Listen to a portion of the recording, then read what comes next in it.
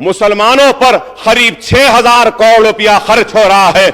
मैं उम्मीद करता हूं कि ये कांग्रेस की हुकूमत भी रेवंत रेड्डी साहब की क़यादत में और ये सारे मिनिस्टर्स जो हैं बैठे हुए कैबिनेट के, इनकी रहनुमाई में 6,000 से बढ़ाकर 10,000 करोड़ रुपया मुसलमानों पे खर्च होगा। मुसलमान पसमानदा है, मुसलमान कमजोर है, मुसलमान पिछड़ा हुआ है। अगर मैं यहां खड़े होकर मुसलमान की बात कर रहा हूं तो इसलिए कर रहा हूं कि हम चाहते हैं कि मुसलमान जो पीछे हैं उसको आगे लाएं, मुसलमान जो पिछड़ा हुआ है उसके पिछड़ेपन को दूर करें। हम चाहते हैं कि पुराने शहर में तरक्की आए, SRDP हो, SNDP हो, जो भी मंजूरियां हैं, बराए मेहरबानी चीफ मिनिस्टर साहब से दरखास्त करूंगा कि आप वो अमाउंट को रिलीज कर दीजिए। और उस दिन आपने क्लैरिफिकेशन नहीं दिया स्पीकर साहब। उस दिन मैं क्लैरिफिकेशन में यह भी पूछना चाहता था कि धरनी पोर्टल का क्या होगा।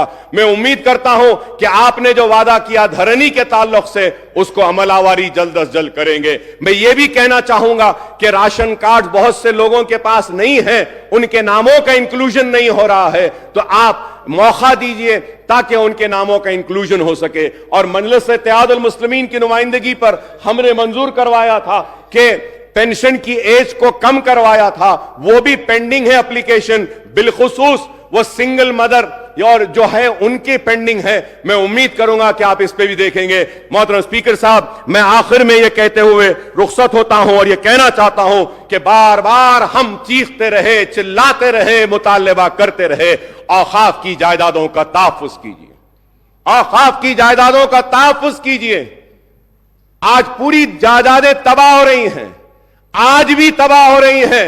अगर मुसलमानों की औकाफी जायदादों को अगर बचा लिया जाए और जिस पर्पस के लिए वक्फ किया गया है, अगर वो पर्पस सर्व हो जाए तो मुसलमानों के किसी की मदद की जरूरत नहीं है, किसी की पैसे की जरूरत नहीं है। वो वक्फ बोर्ड के पैसों से ही हम मुसलमानों की तालीम का काम कर सकते हैं, बेरोजगारी को दूर कर सकते हैं, हम बेवाओं की मदद कर सकते हैं, यतीमों की मदद कर सकते हैं। तो मैं आपसे कहूंगा कि वक्फ बोर्ड पर तवज्जो दीजिए। हमारे मुतालिबे पर CBCID की इंक्वायरी का ऐलान किया गया था, तो CBCID की इंक्वायरी को टेबल करिए।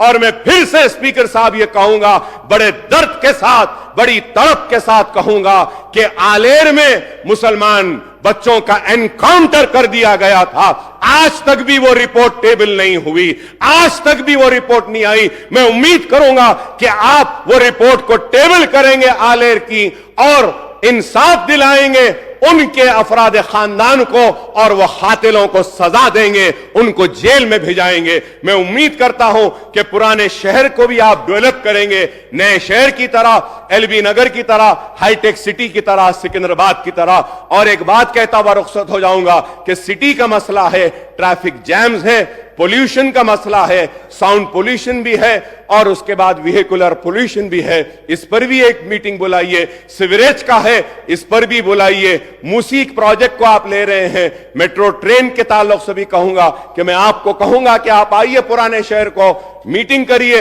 आप और हम जाते हैं, मेट्रो का फाउंडेशन रखते हैं और दूसरे कामों का आगाज करते हैं। मैंने इतनी देर अपनी बातों को रखा और यही सोच कर रखा कि मेरे लिए मेरी रियासत अजीज है, मेरे सियासी मकासद से ज्यादा। तो मैं फिर से कहूंगा कि रियासत को नेक नाम दीजिए, रियासत को बदनाम ना कीजिए। रियासत आज तरक्की कर रही है, इस तरक्की को चलिए आप और हम मिलकर और आगे ले जाते हैं और रियासत तेलंगाना को हिंदुस्तान का नंबर 1 स्टेट बनाएंगे। इर्रेगुलरिटीज हुए हैं, अगर कोई काम गलत हुआ है तो इंक्वायरी जरूर करिए, कमीशन जरूर बिठाइए, चाहे वो सिटिंग जज हो या कोई हो। अगर किसी ने गलती की है तो सजा होनी चाहिए और सजा के लिए जो भी कानून कहता है वो कानून के जरिए कार्रवाई होनी चाहिए। हमारे उत्तम कुमार रेड्डी साहब ने बताया, सिविल डिपार्टमेंट के ताल्लुक से बताया और फिर इरिगेशन के ताल्लुक से भी कहा, तो आपने इंक्वायरी बिठाने का वादा किया है। मैं मेरी पार्टी की जानिब से इसका इस्तकबाल करता हूं। बराबर इंक्वायरी करना है तो करिए, सही क्या है गलत क्या है दुनिया के सामने आ जाएगा और कोई भी किसी को भी जबरदस्ती सजा नहीं दे सकता और कोई भी किसी को एक हीरो नहीं बना सकता। मुझे उम्मीद है कि हर एक के साथ इंसाफ होगा, मुसलमान के साथ इंसाफ होगा, एससी के साथ होगा, एसटी के साथ होगा, बीसीस के साथ होगा, हमारे हिंदू भाइयों के साथ होगा, मुसलमान के साथ होगा, सिख के साथ होगा, ईसाई के साथ होगा, पारसी के साथ होगा, और हम सब मिलके इस स्टेट को आगे बढ़ाते हैं। आई thank you very much for giving me this opportunity. बहुत बहुत शुक्रिया स्पीकर साहब। हम लोग जिम्मेदारी से यहाँ हैदराबाद क्षेत्र से जो पार्लियामेंट में 7 एमएलए से हम लोग बुलाए सचिवालय पे, हमारे पॉलिटिकल डिफरेंसेस में भी देर,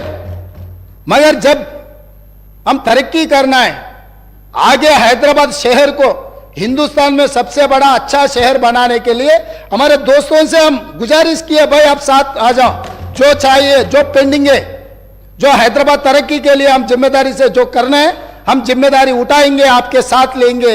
हम सरकार चलाने के लिए आज जिम्मेदारी से यहां से मैं हमारे एमआईएम पार्टी को चुनाव में जो है आपका मर्जी आपकी है, हमारा मर्जी हमारी है, जो पार्टी हमारा चुनाव लड़ना है हमारे तरीका से लड़ेंगे। मगर जो हैदराबाद शहर ये देश का निशान है, वो हैदराबाद शहर का नाम पूरा दुनिया में रोशनी करने के लिए हम लोग कोशिश करेंगे, वहां पर आपके मदद जरूर लेंगे।